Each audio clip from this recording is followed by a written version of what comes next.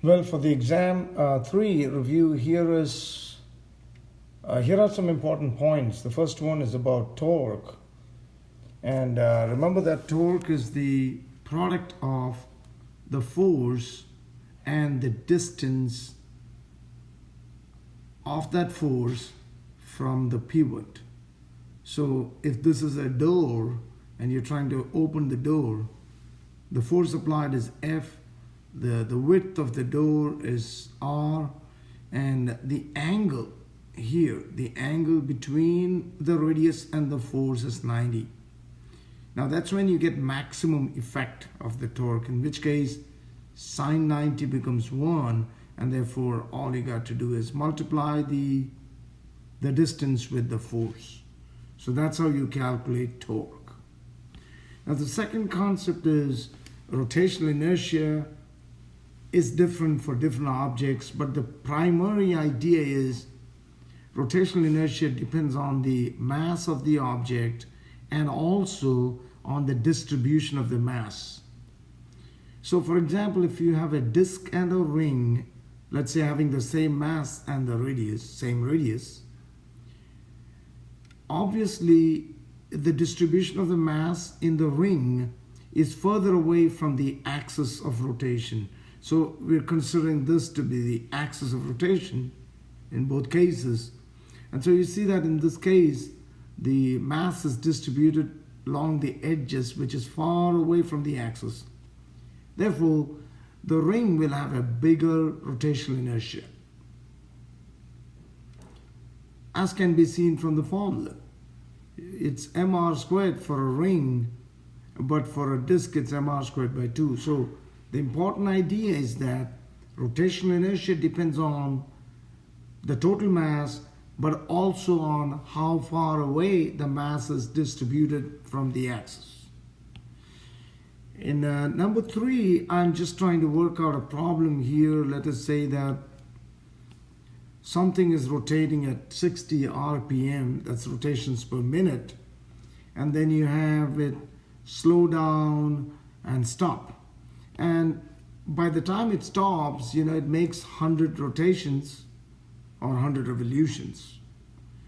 And you're asked to, you find the torque. You will be given the rotational inertia, for example, and if you're asked to find the torque required to stop this rotating disk or whatever, the formula uses I times alpha, where alpha is angular acceleration, and that can be found out using different formulas, but this is one that will be quite helpful. And when you plug in all the numbers into that, you're going to get alpha, and then once you get alpha, you multiply the rotational inertia with the alpha to get your answer. All right, so I'm going fast, but you can slow it down and understand. And then the direction of angular velocity or angular momentum is given by the right-hand rule, where you hold the right-hand palm with the fingers showing the direction of rotation. Look at that, it's rotating this way, and the fingers towards the tips. If they are held in the direction of rotation, then the thumb will give the direction of the angular velocity or the angular momentum. So that's called the right-hand rule, and you should be able to apply that in different cases. All right, so then we have the work kinetic energy theorem.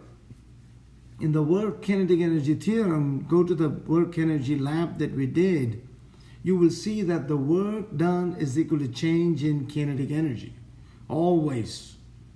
So whether you're speeding up an object or slowing down an object, whatever work you do is going to be the change in kinetic energy. So for example, if you have a 1 kilogram object and its initial speed is 10 meters per second, its final is 5 meters per second, to find the work done in slowing it down, you just have to find the change in kinetic energy. And kinetic energy is given by 1/2 mass velocity squared. So find the final kinetic energy, take away the initial kinetic energy. So that will be the work done. So in this case, you obviously get a negative showing that you're doing work against the rotation. So that's the work kinetic energy theorem. Again, look at the lab, understand the lab, and it'll be good for you. And then you have the conservation of momentum. The conservation of momentum, basically when you have two objects colliding, the total momentum before collision is equal to the total momentum after collision. Now remember that in this case the first object is moving to the right, but the second is moving to the left, so the velocity is going to be -20. That's why when you calculate the momentum of each one, this is going to be 2 times 10, but this is 5 times -20, as you can see. So that is the total momentum before collision. You add those two quantities, you get the total momentum before. Likewise, the momentum after would be 2 times v1, because you're going to find the final velocity of this object, plus 5 times 5. So add them up as done here, you get the total momentum after collision. And you put them equal to each other because of the conservation of momentum. It says the total, whatever is the total before, should be equal to the total momentum after.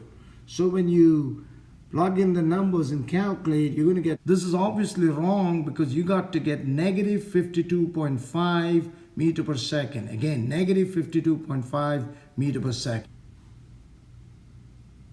And once again, look at the ballistic pendulum lab and be careful to study it in detail. So the ballistic pendulum lab is where you had a steel ball of mass m and moving at v0 fired into a ballistic pendulum, a heavy pendulum of mass caps m and length l.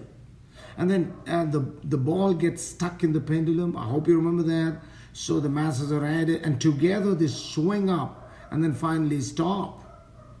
All right, so from this scenario, how do you calculate the initial velocity with which the ball was fired? Now here first you apply the conservation of momentum. You're going to get mv0 plus 0. Why 0? Because initially the pendulum was at rest, right? Is equal to their combined mass times the velocity. Now that velocity is the velocity with which they begin the journey up. See, look at that. That's the velocity.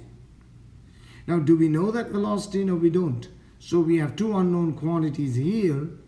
Therefore, now we use the energy principle, conservation of energy, which is at this point when they start moving, both together have kinetic energy, and when they reach here, all of the kinetic energy has become the potential energy. So now you got to apply that, and so you say, all right, I'm assuming masses here, 0.11 kilogram, and then you get that equation. Okay, so now applying the energy conservation, you get kinetic energy, which is 1/2 times mass, total mass times velocity squared, is equal to mass GH, okay?